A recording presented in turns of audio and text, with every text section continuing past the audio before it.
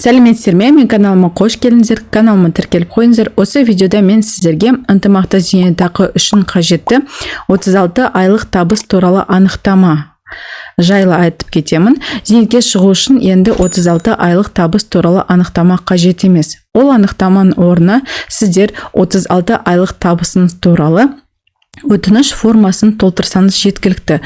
Бұл туралы 2022 жылы 29 қыркүйекте Еңбек және халықты әлеуметтік қорғау министрінің 396 бұйрығында бірінші қосымшасында көрсетілген.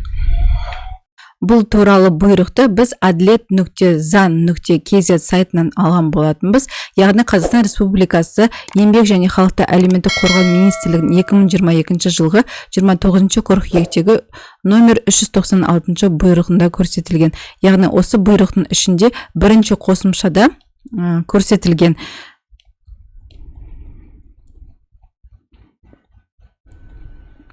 Қазақстан Республикасы Еңбек және халықты әлеуметтік қорғау министрінің 2022 жылғы 29 қыркүйектегі 396 бұйрығы бірінші қосымша.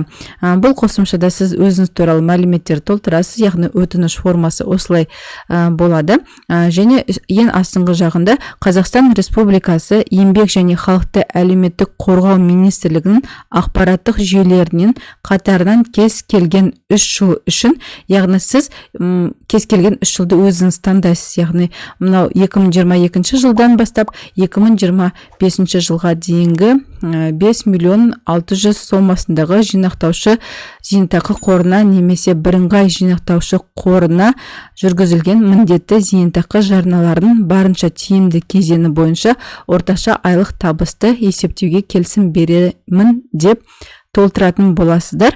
Бұл мысал ретінде айтылған. Негізі осы форманы толтырсаңыздар, сіздерге 36 айлық табыс туралы анықтаманың өткізудің қажеті жоқ. Мен каналыма тіркеліп қойыңыздар. Сау болыңыздар.